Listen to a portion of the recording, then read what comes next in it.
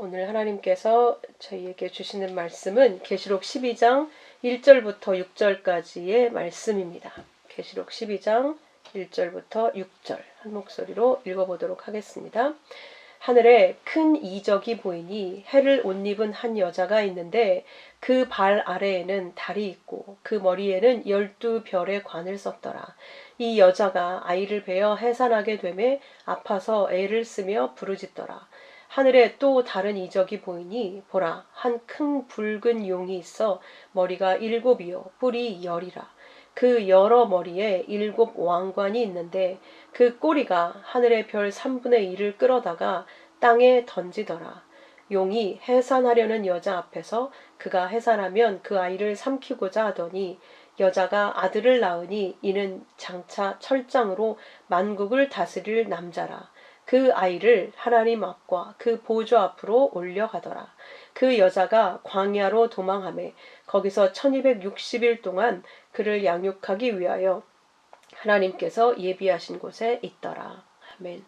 우리 말씀 본문으로 해를 입은 여자와 붉은 용이라는 제목으로 말씀을 함께 나누도록 하겠습니다. 우리가 지난번 11장 마지막 19절에 하나님의 성전이 열리고 그 안에 있는 언약궤가 보이는 것으로 끝이 났었죠. 이제 언약궤 안에 있는 그 언약이 12장에는 보여지게 되겠죠.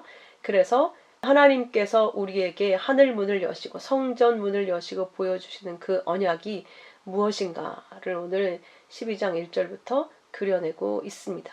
우리가 알다시피 하나님이 주신 언약은 아들입니다. 아들.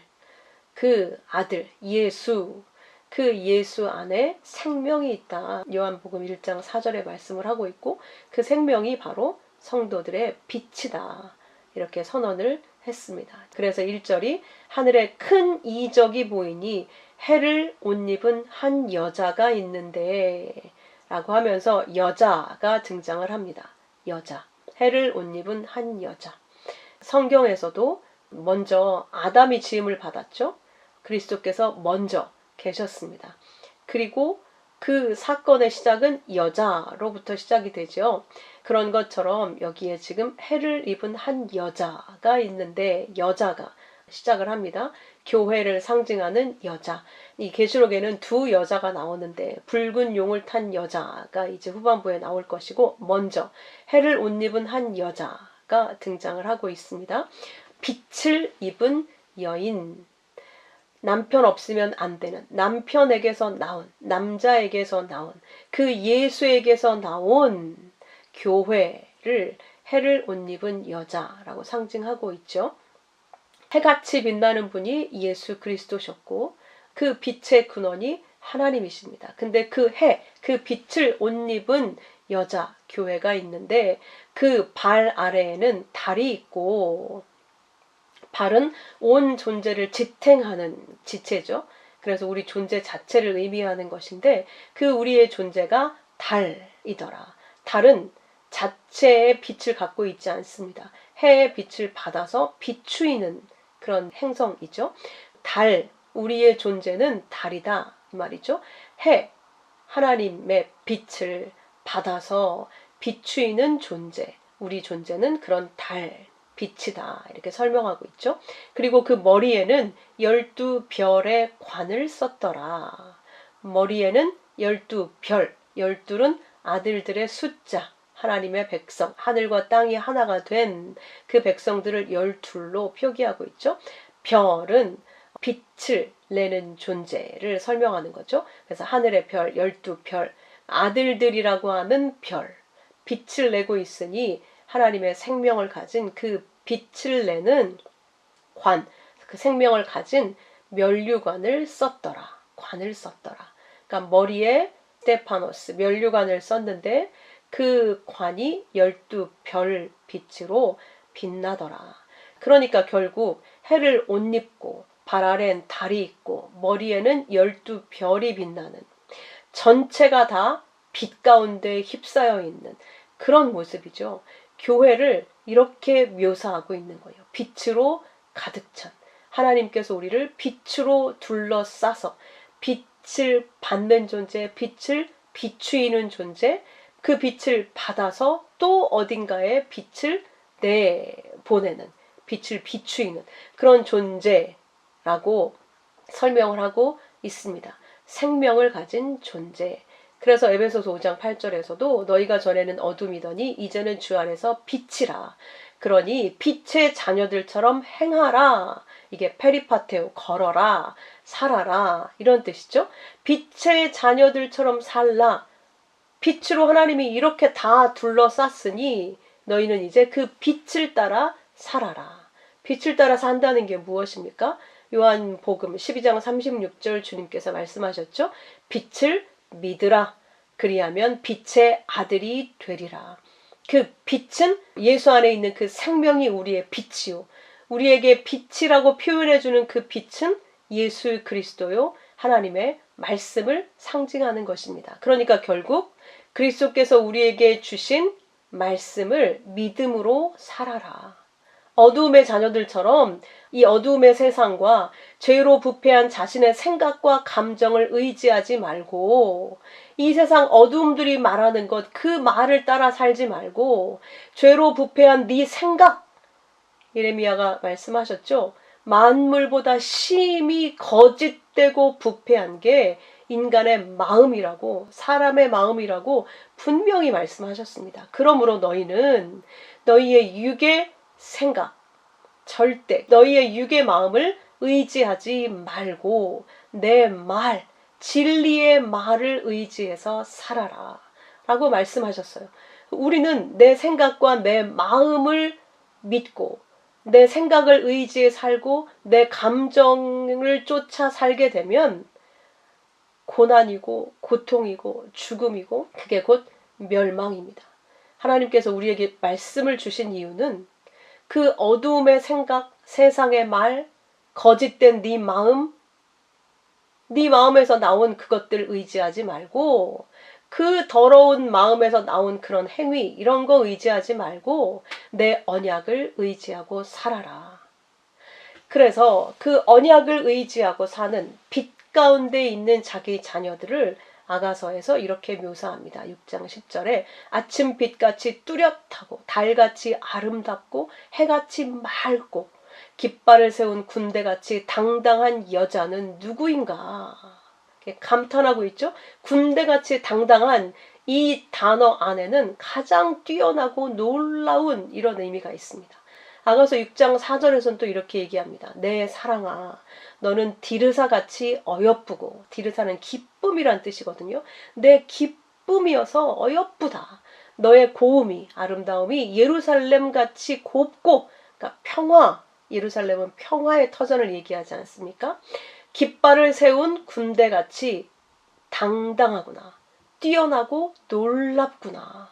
네 안에 있는 그 아름다움과 평강과 그 놀라움, 기쁨이 정말 너무나도 뛰어나고 놀랍구나. 그러니 내 백성들아, 내 교회들아, 내 아들들아, 당당해라. 너희는 내 눈앞에 이런 존재야.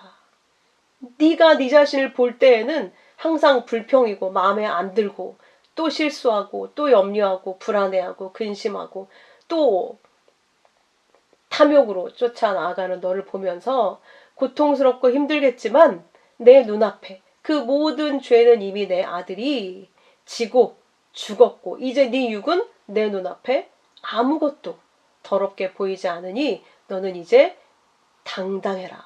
너는 내 눈앞에 빛과 같이 아름답고 곱고 내게는 기쁨이야. 이렇게 말씀하고 있는 거예요. 그래서 우리는 이 땅에서 이 세상이 말하는 그런 자존감, 자신감 이런 걸로 사는 게 아니라 우리의 육의 뛰어남이 자랑스러워서 그런 자존감으로 당당한 게 아니라 그리스도께서 나를 사랑하신 그 사랑, 나에게 모든 것을 쏟아부어 주신 나를 온전히 영원히 사랑하시는 분을 우리는 이미 갖고 있어요. 그 사랑을 받았어요. 온 세상은 상상할 수도 없는 사랑을 받았단 말이죠. 그 사랑을 이미 받았으니 그리고 너는 이제 내 눈앞에 흠도 점도 없는 뛰어나고 아름다운 존재이니 내 언약, 안에서 너는 당당해. 어깨 피고 내 아들답게, 내 신부답게 그렇게 살아라. 빛 가운데 살아. 네 마음, 생각, 이 땅의 말 의지하지 말고 내 언약을 의지하고 내 말을 의지해서 당당하게 살아라 라고 말씀하시는 것이죠. 자, 이렇게 빛 가운데 쌓여있는 이 여자 교회가 아이를 베어 해산하게 되매 아파서 애를 쓰며 부르짖더라. 원문 안에는 배 안에 가진 것을 해산하게 되매 이렇게 쓰여져 있죠. 근데 뒤에 아들이라는 이름이 나오기 때문에 여기 아이를 베어 이렇게 쓰여져 있습니다. 빛으로 우리가 둘러싸여 있다는 건 우리 안에 빛이 뚫고 들어왔다는 얘기죠.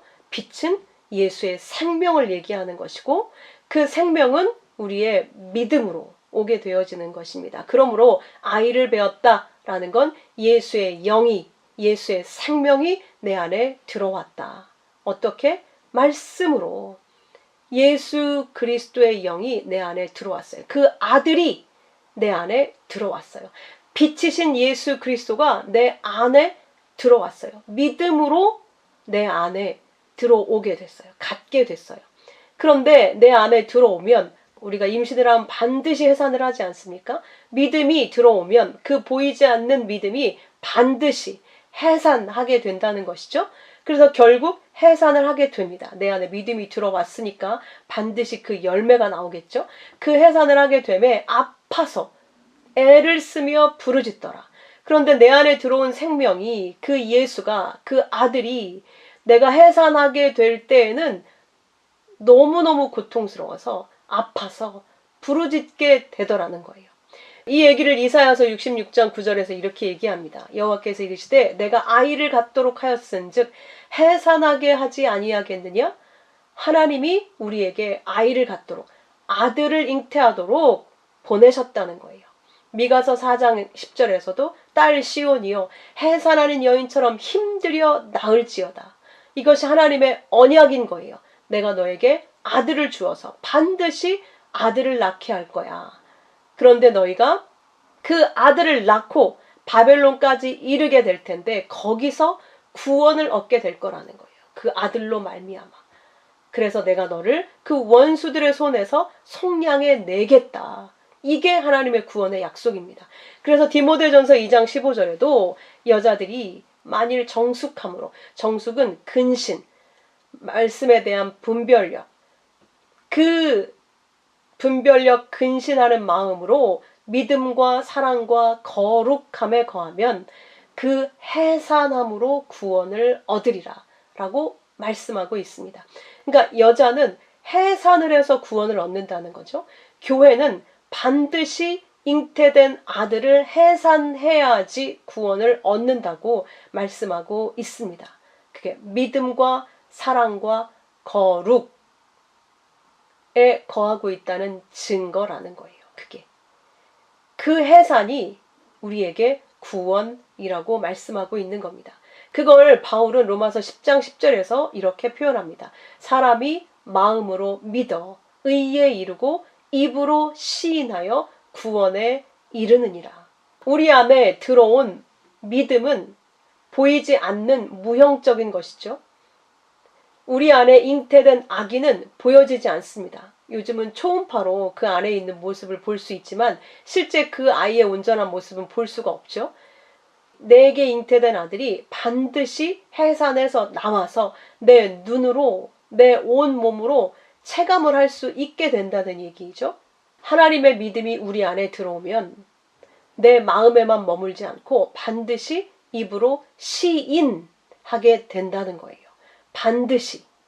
잉태했으면 반드시 해산을 하게 된다는 이야기입니다. 그것으로 우리는 구원을 받았다는 걸 알게 된다고 하는 것이죠. 우리도 한번 생각해 보면 아이를 잉태하면 그때부터 내 마음대로 살 수가 없습니다. 그 아이가 정말 언제 나올까 기다리다가 10달이 차면 약속의 때가 되면 세상 밖으로 나오게 되죠. 그럼 드디어 보이지 않던 아이의 형체를 보게 됩니다. 그게 너무 신기해서 그때부터는 그 아이에게 온 마음이 쏟아 부어져서 나를 잊어버리게 돼요. 그리고 그 아이에게 너무 신기하고 귀하고 어떻게 이런 생명이 나에게서 나오게 됐을까? 너무너무 신기하지 않습니까? 거기에 마음을 빼앗기고 온통 그 아이를 위해서 희생이 시작되죠. 그때부터는 잠도 못 자고 내가 원할 때 쉬지도 못하고 밥도 못 먹고 내가 원할 때 잠을 잘 수도 없어요. 정말 몸은 힘들고 수고스럽고 고통스러운데 그 생명이 너무 귀하고 아름답고 너무 예뻐서 그냥 그 수고가 아무것도 아닌 것처럼 그 시간이 지나가게 되죠. 아무렇지 않게 그 고난을 감수하게 됩니다. 그렇게 해산을 하게 되면 그 아이의 실체를 보게 되는 것처럼 우리 안에 믿음이 들어오면 예수라는 아들, 그리스도의 영이 잉태되면 우리는 해산을 하게 될 때 그 믿음의 실체를 보게 됩니다. 그 말은 어떤 뜻이냐? 아이를 실제 보게 되고 아이를 통해서 고난을 겪으면서도 그 생명으로 인한 기쁨으로 살게 되는 것처럼 빛이 내 안에 들어왔으니 어둠이었던 내 죄가 그때부터 다 폭로가 되어져서 빛에 밀려서 내 어둠이 전부 다 밖으로 쏟아져 나오게 돼서 내 실체를 보게 되기 시작합니다. 내 죄를 낱낱이 보게 되는 것이죠. 내가 얼마나 악하고 약하고 얼마나 나 자신에 대해서 집착하고 얼마나 세상을 사랑하고 얼마나 죄를 좋아하는지를 들키기 시작하는 거예요. 그래서 나는 멸망받을 수밖에 없는 죄인이라는 게 전부 다 폭로가 되는 겁니다. 그러니까 내 안에 예수가 오셔야만 하는 이유를 내가 삶을 통해서 하나씩 하나씩 깨닫게 된다는 거예요. 예수님이 내 안에 오시면 그때부터 우리의 어려움은 끝, 좋은 일만 일어나고 행복한 일만 일어난다. 그게 거짓 복음입니다. 빛이 들어왔는데 빛은 어두움을 드러내는 역할을 하는 건데 어떻게 우리가 그것을 이겨낼 수 있겠습니까? 그 빛이 우리 안에 들어오면 우리의 어두움이 완전히 폭로되기 시작하기 때문에 그때부터 내 자아의 죽음을 경험하게 되는 겁니다. 그래야 예수님이 왜 오셔야만 했는지, 왜 예수님이 십자가에서 죽으셔야만 했는지 십자가의 은혜를 깨달을 수 있게 되는 겁니다. 그래야 우리는 예수님을 붙들게 되는 겁니다. 그러니까 믿음이 잉태되었다는 건 나를 폭로당하기 시작한다는 것을 의미하는 것이죠. 그러므로 여러분 자신이 너무 약하게 느껴집니까? 그게 맞는 거죠. 강해지려고 애쓰지 마십시오. 대신 예수님을 붙드십시오. 여러분 너무 내가 실수투성이이고 정말 내가 너무 싫고 낙심됩니까? 내가 너무 어리석습니까? 거기에서 완벽해지려고 애쓰지 마십시오. 대신 예수 그리스도를 붙드십시오. 내 뜻대로 안 돼서 힘들고 또 세상에 나 혼자인 것처럼 외롭고 또 괴롭습니까? 그것들과 씨름하려고 애쓰지 마십시오. 대신 예수 그리스도를 붙드십시오. 주께서 우리에게 주신 그 언약을 붙드십시오. 내가 너와 함께하리라 약속하신 그 언약, 침 삼킬 동안도 나를 그냥 두지 않으시겠다고 하는 그 언약, 네가 내 눈에는 보석과 같다는 그 언약을 붙들면 다른 건 아무것도 아닌 거예요. 거짓, 부패한 이 마음이 또 나를 속이고 있는 겁니다. 내 진짜 실체는 하나님의 언약 안에 있는 나인데 내 육은 항상 거짓된 마음으로, 부패한 마음으로 또 나를 다른 곳으로 끌고 가요. 그 언약과 반대되는 곳으로. 그러므로 여러분 감정, 여러분의 마음, 여러분의 육의 생각, 거기에 붙들리지 마시고 하나님의 언약을 붙드십시오.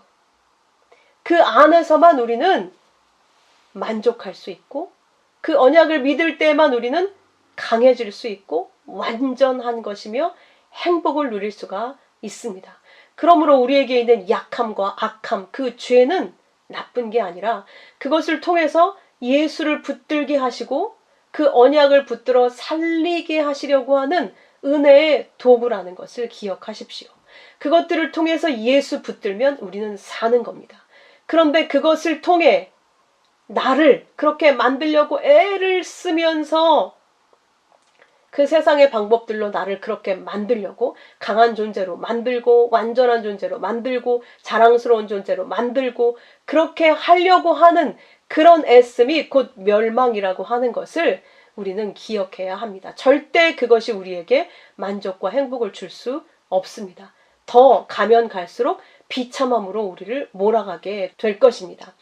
우리는 그 말씀 안에, 그 언약 안에 거하는 것이 빛 가운데 거하는 것이고 생명으로 충만한 것입니다. 그 말씀 안에 거할 때에만 우리는 완전할 수 있습니다. 그 주님만이 나의 전부이고 나는 아무것도 아님을 고백하는 건 하나님이 나의 전부가 되실 때 내가 비로소 완전해진다는 것, 그걸 깨닫는 게 성도의 인생 과정인 것이죠. 그 믿음의 고백이 아들을 낳는 해산이요. 그 해산은 나를 부정시키는 고통으로 우리가 겪게 됩니다. 그래서 바울도 나는 날마다 죽노라 라고 고백하고 있는 것이죠. 그러나 그것이 곧 해산으로 구원을 얻는 것입니다. 그러므로 이것을 기다리시는 것이죠. 우리는 날마다 하나님 앞에서 나는 아무것도 아닙니다. 나는 주님이 없으면 아무것도 아닙니다. 그 주님이 나에게서 터져 나올 때, 해산될 때, 그때가 내가 살아있음을 다시 확인하는 거예요. 내 안에 생명이 있음이 증거되어지는 순간입니다. 말씀이 나에게 주신 언약으로 고백되어지는 그 순간이 아프지만, 내가 부정당하고 내가 죽는 것이기 때문에 아프지만 그게 진짜 사는 거예요. 그때 오히려 나는 내가 생명책에 내 이름이 기록된 걸 확인하는 거고 내 안에 진짜 아들의 영이 있구나 라고 하는 것을 확인을 하는 것입니다. 그러므로 내 안에서 일어나는 그런 일들을 두려워하지 말고 오히려 그것들을 통해서 내 안에 아들이 있음을 확인하는 우리의 날마다의 삶이 되시기를 축복합니다. 자, 그렇게 성도의 해산이 구원의 열매인 것입니다. 그렇게 우리는 성도로서 해산의 수고를 감당하게 되는데 그것을 위협하고 방해하려고 하는 세력이 있으니 3절 하늘에 또 다른 이적이 보이니 보라 한 큰 붉은 용이 있어 머리가 7이요 뿔이 10이라 그 여러 머리에 7 왕관이 있는데 라고 하면서 붉은 용이 등장을 합니다. 머리가 7이고 뿔이 10인 머리가 7개나 돼요. 뿔이 10개나 되고 그 붉은 용 하면 계시록 12장 9절에 옛 뱀, 마귀, 사탄이라고 밝히고 있습니다. 온 천하를 꿰는 자 하나님의 백성까지도 할 수만 있으면 미혹해서 꿰서 타락시키려고 하는 그런 존재가 바로 이 붉은 용 사탄입니다. 그에게 10뿔이 있다. 머리가 7이다. 13장 1절에서는 이렇게 기록합니다. 바다에서 나온 한 짐승의 머리가 7이고 뿔이 10이고 그 뿔에는 10 왕관이 있는데 그 머리에는 신성 모독하는 이름들이 있더라 라고 사탄임을 분명히 밝히고 있습니다. 머리는 오직 하나님 한 분이신데 자기가 머리가 되어서 그것도 완전한 머리가 되고자 하는 그 머리를 7으로 가지고 있습니다. 마치 자기가 왕인 것처럼 자기가 완전한 것처럼 왕의 행세를 하고 있는 것이죠. 뿔도 10이나 돼요. 뿔은 권세를 의미한다고 했으니까 그 권세도 완전하게 갖고 있어요. 물론 이 모든 것은 하나님께로부터 온 것이죠. 다니엘 8장 24절에 보면 그 권세가 강할 것이나 뿔이 10이고 머리가 7이니 권세가 얼마나 강하겠습니까? 그런데 그것이 자기의 힘으로 말미암은 것이 아니며 자기의 힘으로 말미암은 것이 아니며 하나님께서 일정 기간 어떤 목적을 위해서 이 사단, 이 세상을 심판하고 성도들을 강하게 만들기 위해서 일정 시간 동안 허락된 권세라는 것을 가르쳐주고 있습니다. 그래서 그가 장차 놀랍게 파괴 행위를 하고 욥을 아버지 앞에 참소해서 모든 것을 빼앗는 그런 것처럼 자의로 자기의 의지로 행하며 형통하며 그 모든 악의 권세가 이 땅에 형통한 것처럼 보여요. 강한 자들과 거룩한 백성들을 오히려 멸하는 그런 세력들로 사용이 되어지더라는 거죠.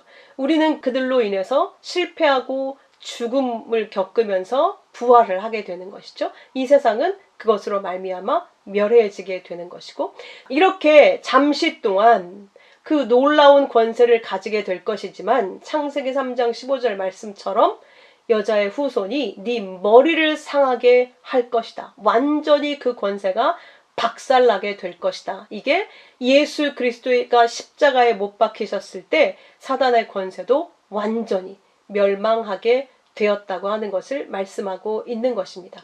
그러므로 이 땅에 여전히 악의 권세가 팽배하게 느껴지는 것처럼 느껴질지라도 이미 그들은 실패한, 멸해진 그 어떤 것도 하나님의 뜻 밖에서 하나님의 백성들을 방해할 수 없는, 하나님의 백성들을 죽일 수 없는 그런 존재라고 하는 것을 우리가 알 수 있습니다. 그러나 이 세상에 대한 심판의 도구로 그들이 사용되고 있는 것이죠.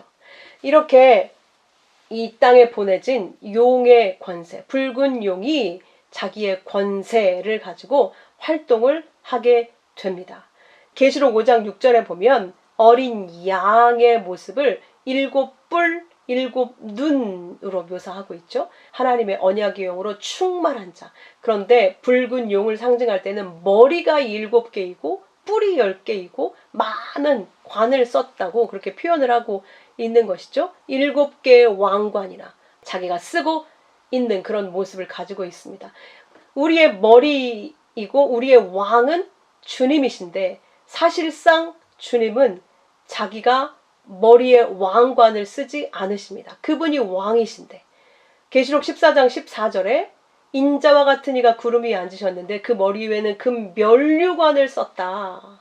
스테파노스예요. 디아데마라고 하는 그 왕의 관이 아니고 스테파노스, 영예로운 이긴 자에게 주시는 그 면류관을 쓰고 계세요. 금 면류관.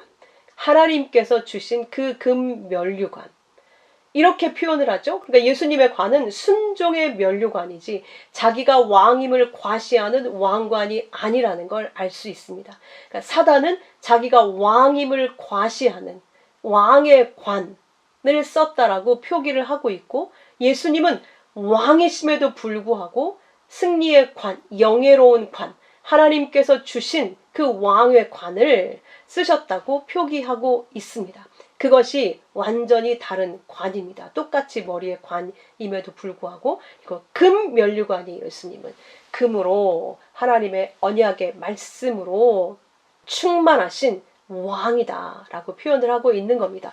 그러므로 진짜 권세는 다니엘서 7장에 말씀하신 것처럼 예수께 권세와 영광과 모든 나라를 하나님께서 주셨다라고 말씀하고 있고, 모든 백성과 나라들과 다른 언어를 말하는 모든 자들이 그를, 그 예수 그리스도, 그 진짜 참왕을 섬기게 하셨고, 그 권세는 소멸되지 않을 영원한 권세요. 그 나라는 결코 멸망하지 않을 것이다 라고 말씀하고 있습니다.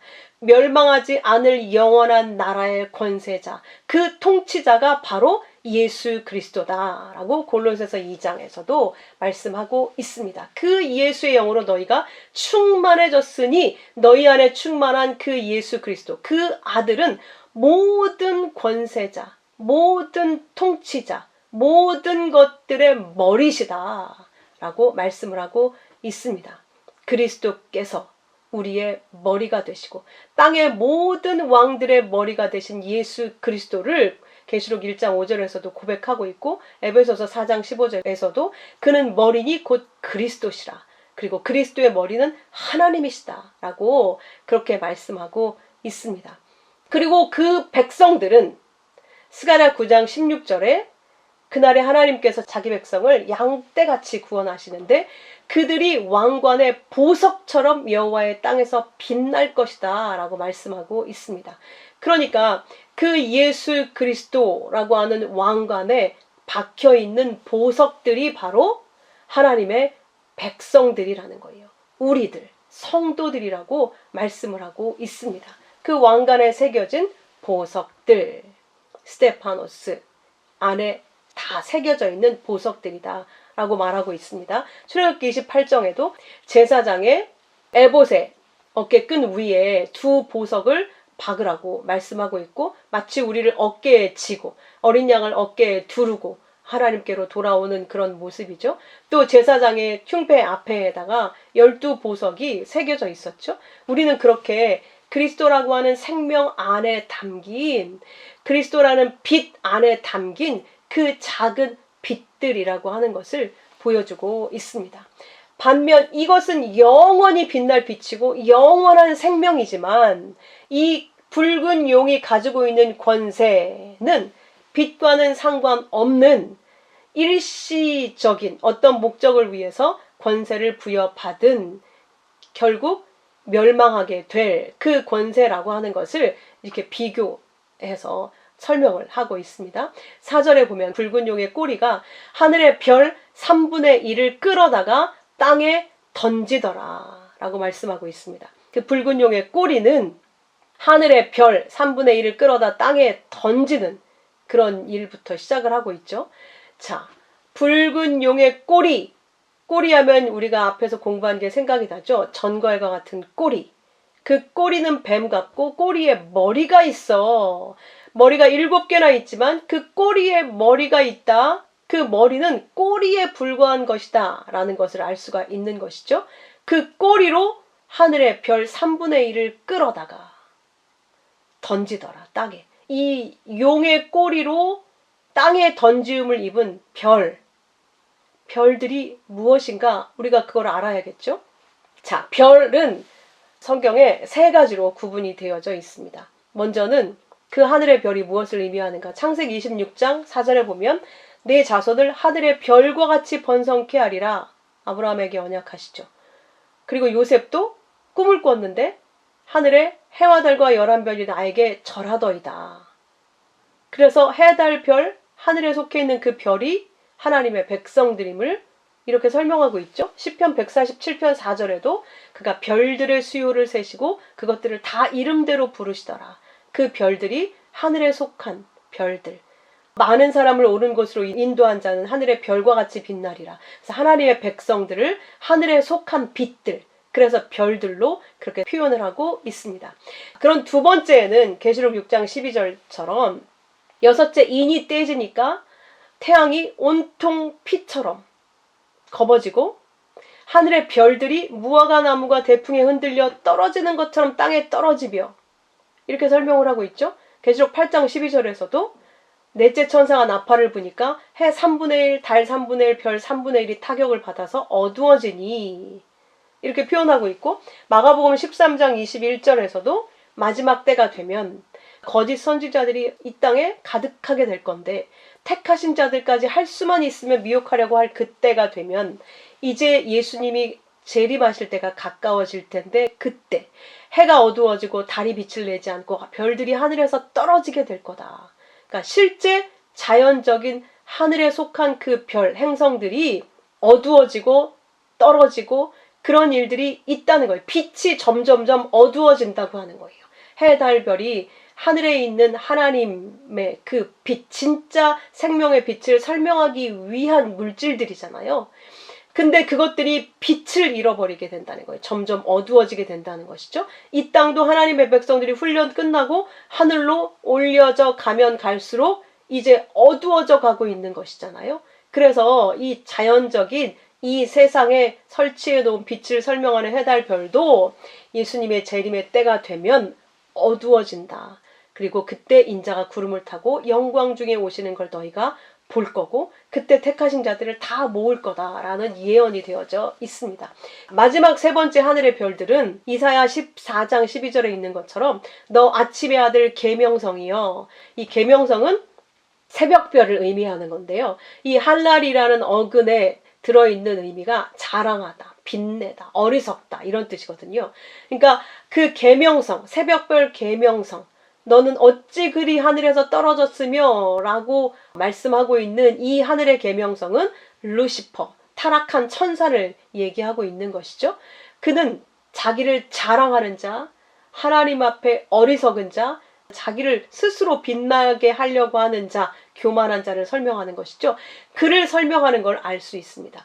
그는 땅에 찍혔다라고 말하고 있고, 네가 하늘에 올라 하나님의 뭇별 위에 네 자리를 높이리라, 내가 북극 지폐의 산 위에 앉으리라, 그렇게 자랑하지만 너는 땅에 찍혀서 무저갱에 던져지리라 라고 말씀하고 있습니다. 계시록 9장 1절에서도 하늘에서 땅에 떨어진 별 하나가 있는데 그가 무저갱의 열쇠를 받았더라. 그래서 무저갱의 열쇠를 받은 타락한 천사를 의미합니다. 그러니까 하늘에 속해 있는 생명체를 하늘의 별들로 다 설명을 하는 건데, 천사들도 원래 하늘에 속한 생명체이지 않습니까?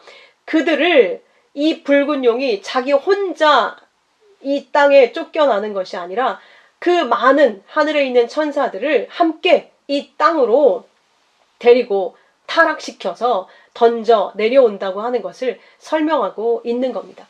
그렇게 자기의 모든 세력을 이 땅에 만들어서 용이 해산하려는 여자 앞에서 그가 해산하면 그 아이를 삼키고자 하더니, 그래서 실제 이런 일이 벌어졌죠. 예수님이 태어났을 그때에도 여자가 아들을 낳으리니 이는 장차 철장으로 만국을 다스릴 남자라. 그 첫 교회가 아들을 해산을 했는데 그게 바로 마리아이지 않습니까? 예수님이 마리아의 몸을 통해서 태어났을 때 헤롯은 모든 자기의 부하들을 시켜서 베들레헴에 있는 2살 이하의 아기들을 다 죽여버렸습니다. 그렇게 이 땅의 구원자를 방해하고 죽이려고 하는 그런 일들이 있었듯이 오늘날 교회 또한 믿음이 잉태돼서 그 아들이 잉태돼서 해산의 수고를 감당할 때 그것을 방해하고 빼앗으려고 하는 그 사단의 일들이 있더라는 거예요. 그러나 그 아이를 하나님 앞과 그 보좌 앞으로 올려가더라. 결코 그건 성공할 수가 없게 되는 것이죠. 예수님은 승천하셔서 하나님께로 돌아가셨습니다. 그 아이가 하나님과 보좌 앞으로 끌려 올려져 갔다, 이렇게 표현하고 있는 것이죠. 우리도 많은 미혹과 많은 고난과 그런 어려움 속에도 불구하고 마지막 때 데살로니가 전서 4장에 있는 17절 말씀처럼 구름 속으로 끌어올려져서 예수님께서 부활하셨던 것처럼 우리도 그 구름 속으로 끌어 올려지게 될 것이라고 말씀을 하고 있습니다. 마지막 그 남은 자들은 그걸 경험을 하게 될 것이고, 먼저 간 자들은 주님과 함께 이 땅에 오게 될 것이죠. 그렇게 세상 속 성도가 아들을 낳게 된 후 그 여자가 광야로 도망하며 거기서 1260일 동안 그를 양육하기 위해 하나님께서 예비하신 곳이 있더라. 마리아처럼 똑같이 우리도 우리 안에 아들이 잉태되어 믿음의 해산을 하게 되면 그 다음에 우리는 우리를 죽이려고 하는 사단의 진 속에서 살 수가 없습니다. 살게 하지 않으십니다. 광야로 도망시키다, 그렇게 말씀하십니다. 광야는 고독한, 버려진, 외로운, 황량한 이런 뜻을 가지고 있거든요. 그러니까 우리가 이 세상 속에서 세상 밖으로 나간다, 그런 뜻이 아니라 이 세상 속에서 광야의 삶을 살게 되는 거예요.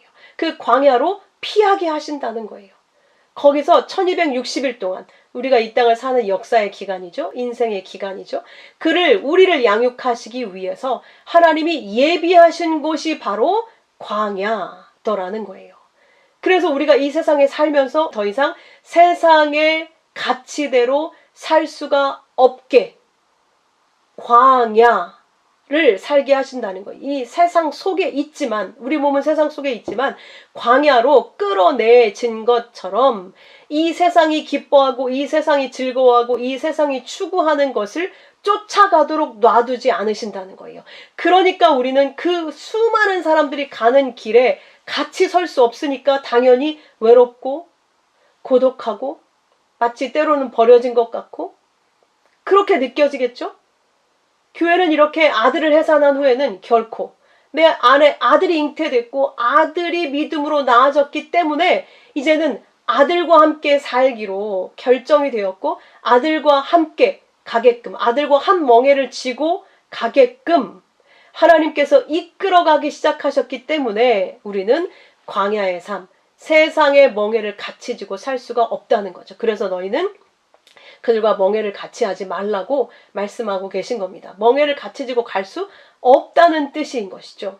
근데 우리는 이 세상, 내가 육으로 좋아하는 세상 사람들이 다 얘기하는 너를 위해서, 네 행복을 위해서, 네 자랑을 위해서, 네 성공을 위해서 그렇게 살 수가 없게 되기 때문에 그게 곧 멸망이고 저주이고 죽은 거라는 걸 알게 되어버려지기 때문에 우리는 그렇게 살 수가 없고 거꾸로 살게 돼 있기 때문에 마치 버려진 것 같고 외롭고 황량한 광야의 삶처럼 느껴지는 거예요. 그러나 그 광야가 하나님께서 우리를 보호하고 계신 곳이라는 거예요.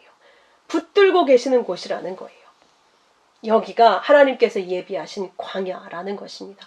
그러므로 지금 우리가 살고 있는 우리의 삶의 환경, 내가 입고 있는 이 육, 내가 지금 살아가고 있는 이 터전이 하나님께서 세상으로부터 보호하고 계시는 광야라고 하는 것입니다. 그렇기 때문에 우리는 내 마음대로 될 수 없고 하나님만 바라봐야 되고 내 뜻대로 안 되고 여전히 내 안의 욕구는 나를 사랑하고 나를 위해서 그렇게 살고 싶은데 또 내 생각대로 가고 싶은데 여지없이 하나님이 그것들을 다 깨뜨리시고 하나님만 바라보는 하나님만이 내 기쁨이 되고 하나님이 내 전부가 되는 그런 자리로 우리를 이끌고 가신다는 거예요. 사단은 여전히 이 세상, 나의 자랑, 나의 기쁨, 나 자신의 만족을 위해서 또 미혹시키고 싶어 하지만 우리는 하나님께서 보호하셔서 광야 안에서 우리를 보호하셔서 하나님만 바라보고 살게 하신다는 것이죠. 하나님 없이 살 수 없는 하나님이 우리를 먹이고 입히시고 책임지시는 빛의 옷을 입혀서 하늘의 존재로 이 세상 속에서 우리를 길러가고 양육하고 계신다는 것입니다. 그러므로 여러분, 우리의 삶의 터전이 어떠하든 우리가 어떤 일을 지금 겪고 있든 두려워하지 마십시오. 두려워하지 말라. 내가 너와 함께함이라. 놀라지 말라. 나는 내 하나님이 됨이라. 내가 너를 굳세게 하리라. 참으로 너를 도와주리라. 참으로 나의 의로운 오른손으로 너를 붙들리라. 우리는 이 하나님과 함께 가고 있는 것입니다. 함께 기도하겠습니다. 아버지, 감사합니다. 우리를 이 땅에서 빛으로 옷 입히시고 빛의 아들을 잉태하게 하시고 빛의 아들을 해산하게 하심으로 이 세상 속 광야에서 우리를 그 아들의 능력으로 붙들고 계시니 감사와 찬송과 영광을 돌려드립니다. 하나님, 이 세상 속에서 이 세상의 방법으로 이 세상 사람들이 원하고 우리 육이 원하는 방향으로 가는 것이 우리가 사는 것이 아니요, 그것이 영원히 멸망하는 길이기 때문에 오직 그 생명인 예수를 우리에게 주셔서 그 아들을 주셔서 아들과 연합된 십자가의 삶의 자리로 우리를 이끌어 가셔서 진짜 생명으로 진짜 영원한 그 나라로 진짜 기쁨과 만족이며 행복인 그 생명으로 우리를 이끌어 가시니 감사합니다. 하나님, 우리의 눈으로 볼 때에는 이것이 외롭고 황량하고 광야 같고 힘들고 헛되게 느껴지는 것처럼 우리가 고난으로 체감될 때가 많이 있지만 그러나 이것이 곧 내 육이 죽고 예수와 연합된 내가 사는 것임을 기억하며 주님만을 찬송하고 주님만을 높이며 주님만을 기뻐하고 주님만을 사랑하는 저희가 되게 인도하여 주시옵소서. 그래서 세상이 줄 수도 없는 그 평강과 만족과 기쁨과 행복으로 우리가 충만하도록 인도하여 주시옵소서. 귀하신 예수 그리스도의 이름으로 감사하며 기도하옵나이다. 아멘.